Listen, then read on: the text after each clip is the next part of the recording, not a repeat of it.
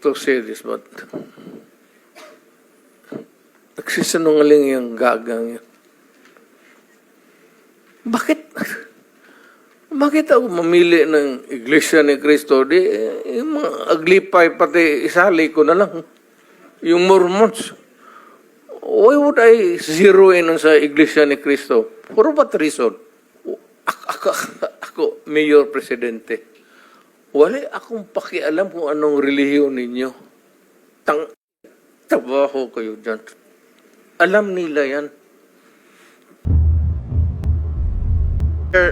Mr. President, bibigyan ho namin kayo ng pagkakataon to air your side dahil nung napanood ko po yung mga revelations ng mga resource persons sa Quad Committee sa House of Representatives. Marami pong mga revelations po ang mga naglabasan, katulad po ng kay Colonel Garma. Ang sabi po niya, she received a call from you sometime in May 2016. Can you confirm this, Mr. President? Ay, hindi ako tumatawag ng polis. Bahay? Yung sabi niya doon sa bahay? Hindi ko pinapupunta ng... Before you assumed the presidency, you were still president-elect at the time.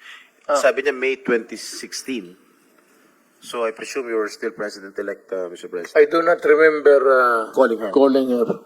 And for what? Yung presidente ako, nandyan na yung lahat nasa akin na Ang sabi po kasi niya dun sa kanyang revelation dun sa Quad Committee, nagpapahanap din po kayo ng isang police officer na miyembro ng INC. Tama po ba ito? Yun po ang sinabi ni Colonel Garma ron sa Quadcom, sa House of Representatives, Pangulo.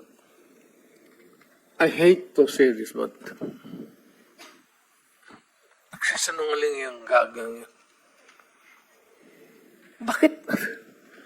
Bakit ako mamili ng Iglesia ni Cristo? Di, yung mga aglipay, pati isali ko na lang. Yung Mormons. Why would I zero in sa Iglesia ni Cristo? For what reason? Ako, Mayor Presidente. Wala akong pakialam kung anong relihiyon ninyo. Trabaho kayo dyan. Alam nila yan. Alam nila yan kung paano ko sila murahin. Do not give me that shit to butang. Mr. President, pero gaano niyo po kakilala tong si Colonel Garma? At kailan niyo po siya nakilala? Saan ba ito nagka-problema itong babae na ito? Hiwala ito sa asawa eh. Si Niligawan niya po? Si Belila. Niligawan niya po? Sino? Si Garma?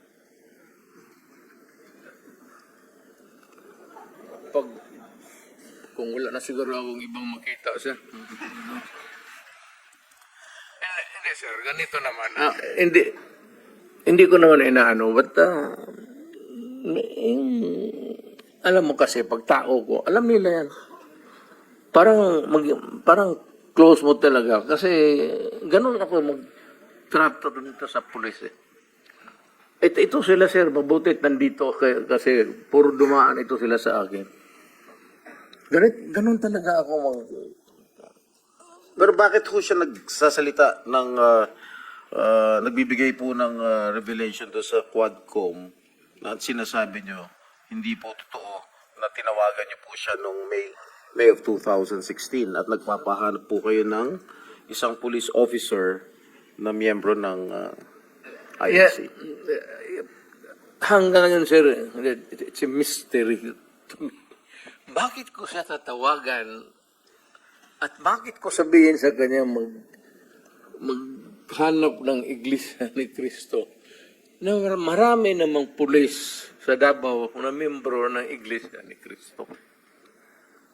Why would I specify a person belonging to a religious sect when as a matter of fact there are a lot of policemen who are members of the Iglesia ni Cristo in Davao City? What would be the point of asking for a special person? hanggang ngayon, sir, hindi ko nga mafatong. So sabi ko, well, I don't know, but it's a lie. Or making up stories. I don't know what she's driving at.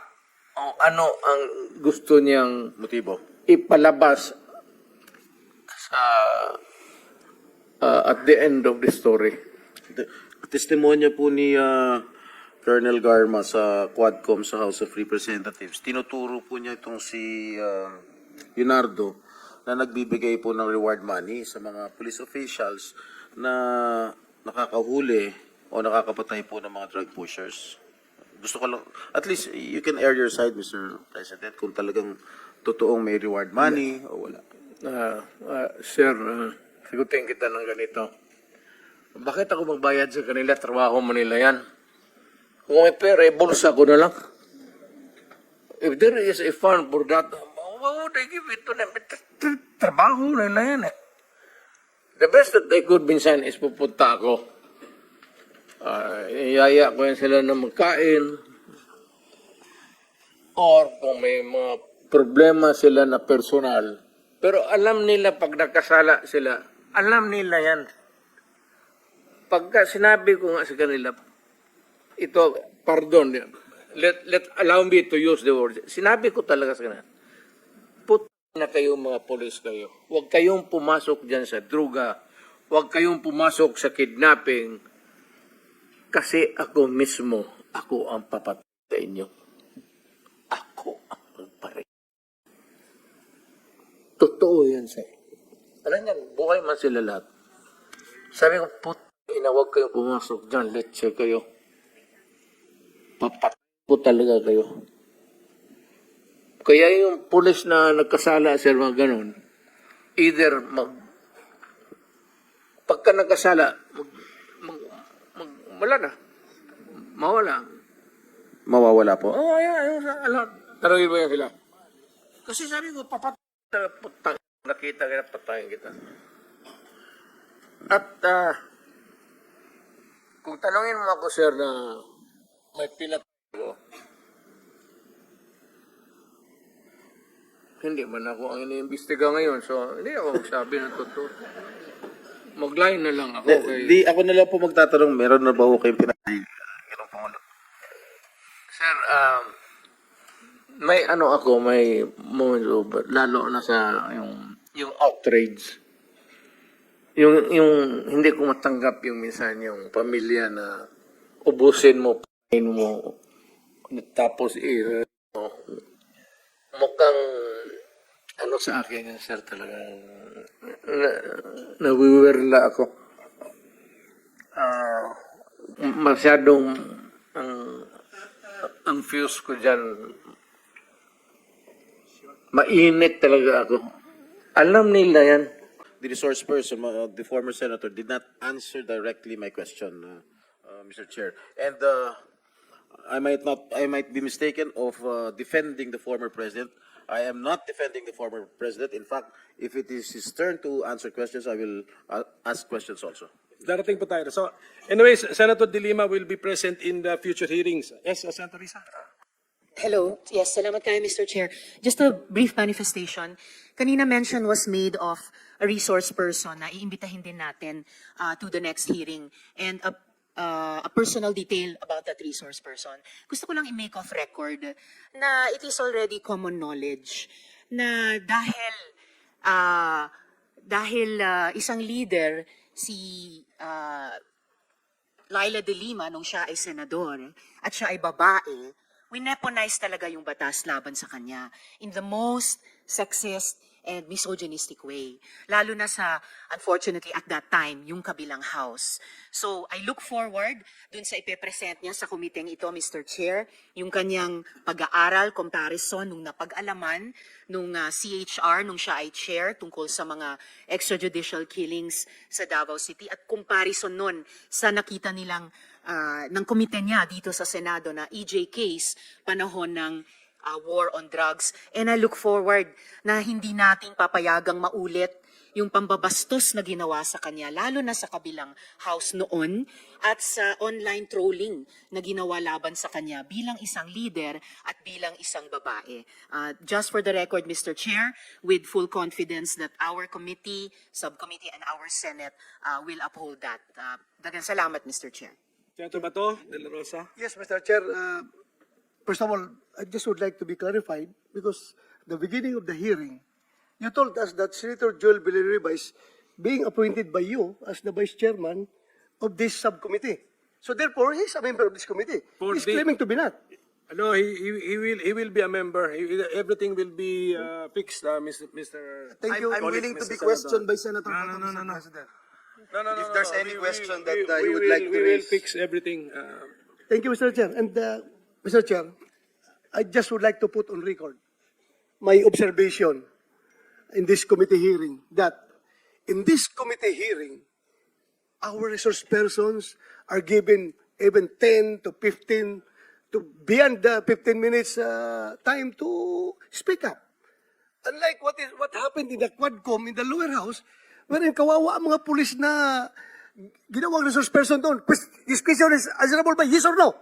Yes lang or no lang. No more explanation.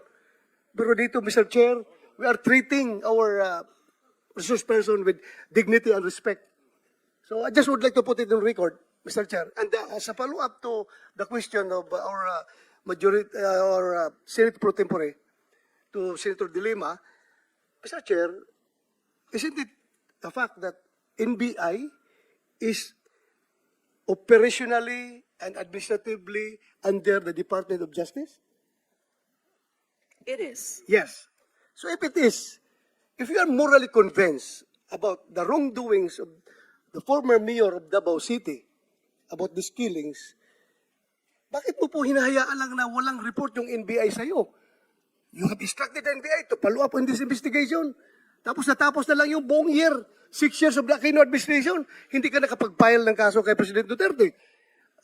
Is that malfeasance on your part as that Secretary of Justice wherein you are morally convinced na may ginawang masama si Pangulong Mayor Duterte. Tapos ngayon, hinayaan mo lang NBI na walang ginawa, walang binalik na report, or baka sinabihan ka ng NBI, ma'am, ang ating kaso will not stand in court. Baka gano'n sinabi sa iyo. Kaya wala na nangyayari doon sa ginawa mong tasking sa NBI.